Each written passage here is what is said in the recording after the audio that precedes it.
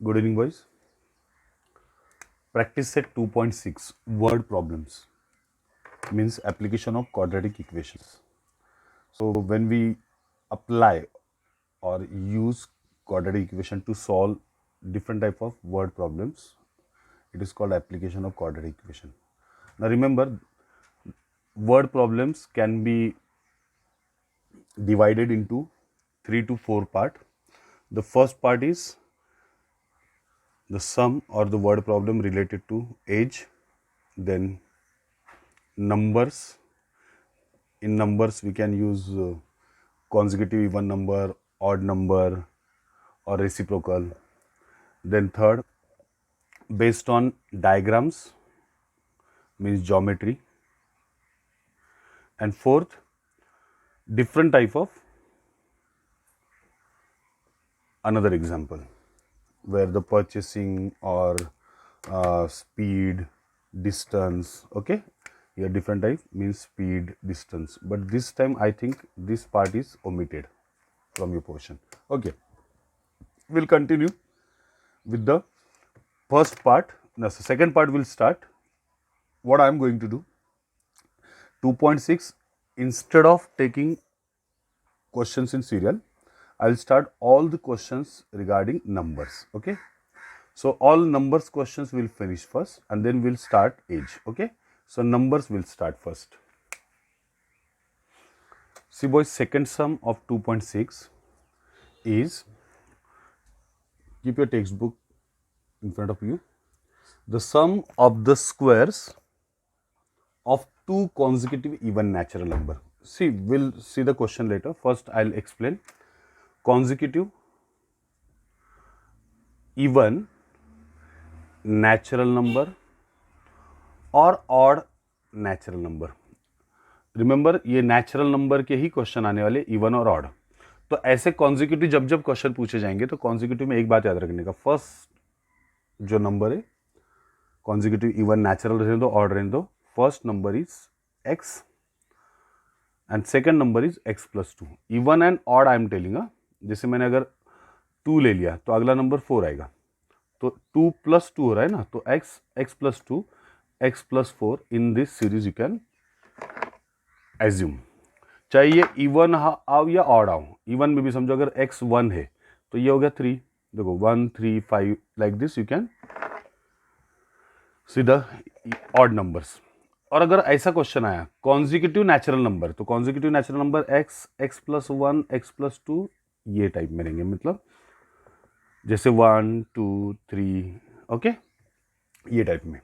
तो इवन और odd number आया तो x, x plus 2, x plus 4.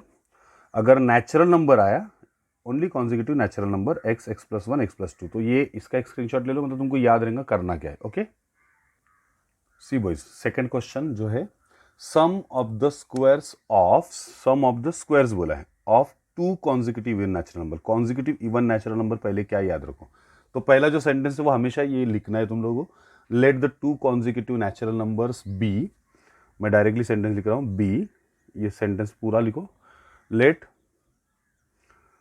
The two consecutive natural numbers, sorry two consecutive even natural numbers be x and अगला number रहेगा x plus 2. अगर इधर 2 के बदले 3 रहता तो x, x plus 2, x plus 4, इधर 2 ही बोला हुआ है.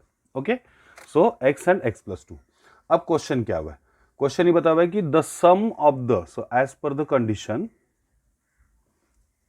एज पर कंडीशन क्या बोला हुआ है, इनमें ये दोनों के स्क्वायर्स का सम, मतलब एक्स प्लस 2, ये दोनों का स्क्वायर. देखो दोनों के स्क्वायर का सम कितना आ रहा है, 244. बस तुमको ये सॉल्व करना है. ये सॉल्व करेंगे तो आंसर आ जाएगा. इधर तुमको ब्रैकेट एक्सपेंड करना है, x plus 2 whole square identity है, इसको तुम लोग को ब्रैकेट एक्सपेंड करके चलने का.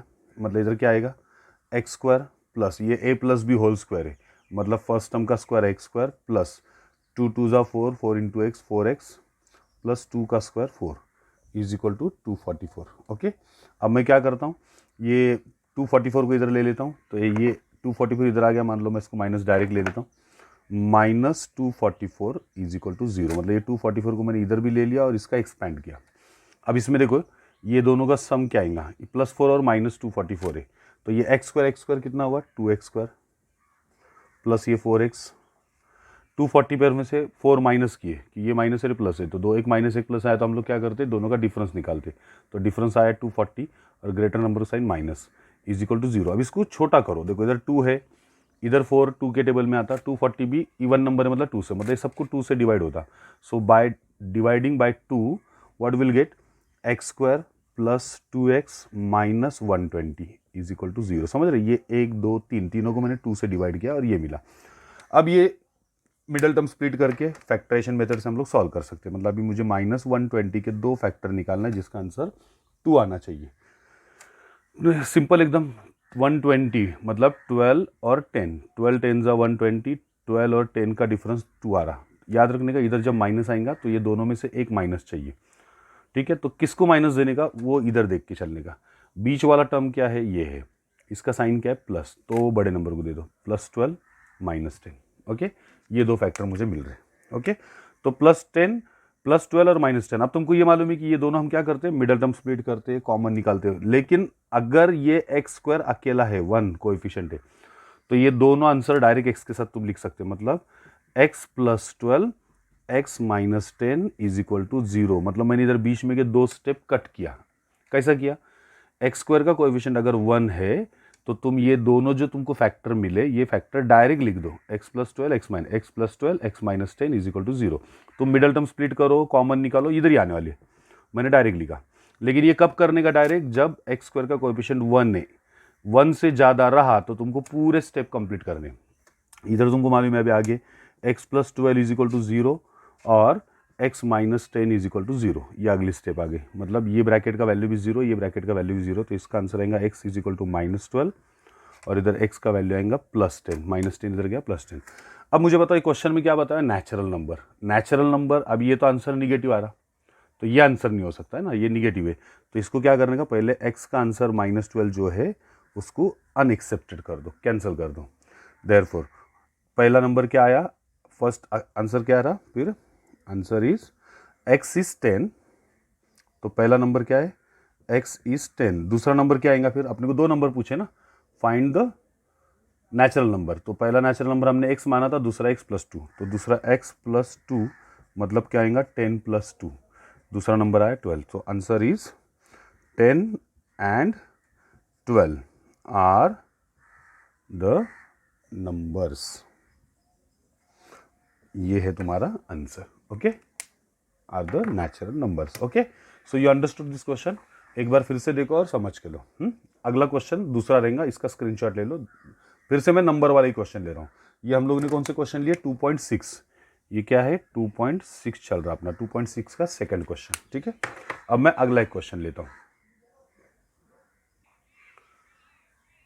See the next question, question number 9 I am taking. This is HOTS question, tough question है, HOTS का क्वेश्चन है। If 460 is divided, आगे मैंने डॉट डॉट किया है क्योंकि अपने पास इधर जगह कम है, मैं क्वेश्चन लिख नहीं सकता, टेक्स्ट बुक सामने रखो। If 460 is divided by a natural number, the quotient is 6 more than 5 times the divisor and the remainder is 1। देखो पहले ये समझ के लेंगे हम लोग क्या क्या दिया हुआ है। ओके, तो सबसे पहले क्या आएगा, divided by a natural number. मतलब नेचुरल नंबर हम लोग इधर क्या कर लेंगे, मतलब इधर देखो, अगर मैं ये ऐसा लिखूं, इधर जो अंदर रहता है इसको हम लोग बोलते हैं डिविडेंड, और ये जो रहता है उसको बोलते हैं हम डिवाइजर। ये रहता है डिवाइजर, ये जो रहता है डिविडेंड। ओके, ये रहता आंसर जो आता है उसको क्वेश्चन बोलते हैं, और एंड में जो बचता है उसको हम लोग रिमाइंडर बोलते हैं, बराबर ना। So just use this only. तो सबसे पहले मैं क्या करता हूँ, डिवाइजर जो है उसको मैं मान लेता हूँ। क्वेश्चन में दो पूछा हुआ है, क्या पूछा हुआ है, एक तो हम लोग को पूछा हुआ है क्वोशंट क्या है और डिवाइजर क्या है, ये हम लोग को ढूंढना है। तो पहले मैं क्या करता हूं, let the divisor be x, let the divisor be x, मतलब मैंने डिवाइजर को x माना। अब आगे क्वेश्चन में कंडीशन क्या दी है, देखो the quotient is 6 more than, देखो क्या है कंडीशन, कंडीशन जो दी है, कंडीशन 1 जो दी है वो ऐसी है, द क्वोशंट इज पूरा वर्ड लिखो तुम क्वोशंट के बदले, quotient is 6 more than 5 times the divisor, मतलब 5 टाइम्स डिवाइजर, ये जो डिवाइजर है इसके 5 टाइम्स से 6 मोर है, मतलब the question is 6 more than 5 times the divisor. Means question क्या आएगा, 5 डिवाइजर अपन ने x माना है, 5 इंटू एक्स 5x प्लस 6, मतलब अपने पास दो चीज़ें आ गई, एक है डिवाइजर x और क्वेश्चन आया 5x प्लस 6। ओके, अब तुम लोग को 8th स्टैंडर्ड का फॉर्मूला मालूम है, वो फॉर्मूला इधर अप्लाई करना है। फॉर्मूला क्या है वो लिखता हूँ। Now see, dividend is equal to divisor into question plus reminder. तुम लोग को अभी इधर मैं फिर से बताता हूँ। अपना क्वेश्चन क्या है, इफ 460 इज डिवाइडेड, मतलब 460 को डिवाइड करना है, किससे डिवाइड करना है, x से। क्वेश्चन क्या आया, क्वेश्चन आया 5x प्लस 6 और रिमाइंडर बोला हुआ है, then the reminder will be 1, मतलब रिमाइंडर आ रहा 1।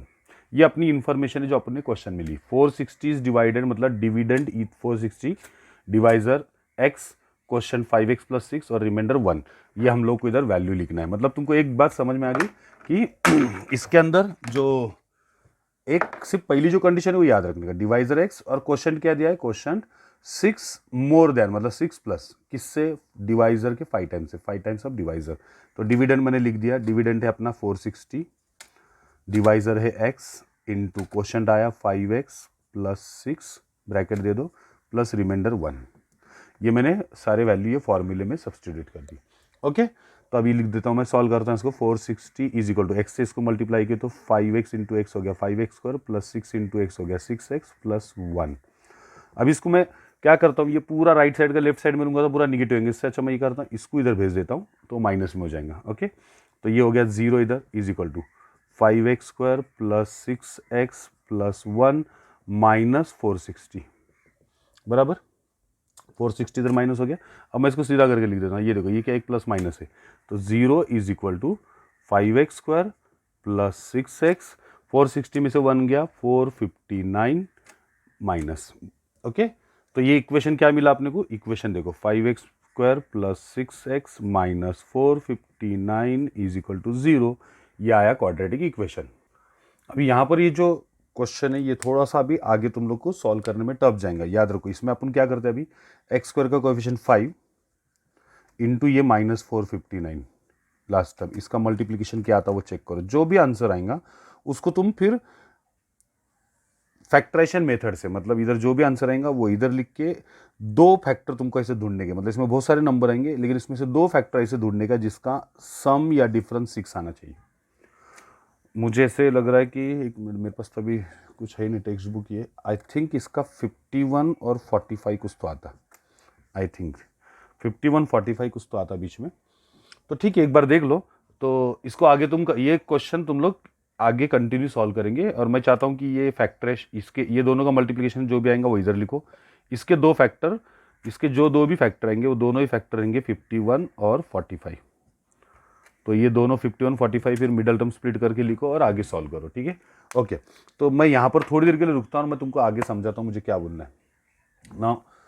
कल मैंने मैसेज भेजा, 2-3 दिन से मैं क्लास में जा रहा हूँ, डेली बैठ रहा हूँ, लेकिन वहाँ पर कोई भी बच्चे आ रहे नहीं, ना पेरेंट्स मिलने आ रहे।